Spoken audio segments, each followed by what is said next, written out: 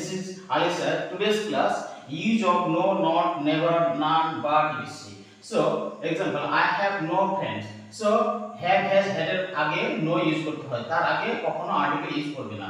You are not a teacher.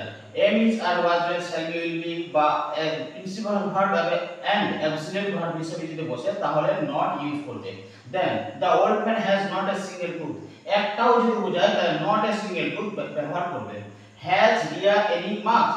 কোনো যদি বোঝায় তাহলে any ইউজ করবেন ইন্টারগেটিভ সেন্টেন্সে। He never tells a lie.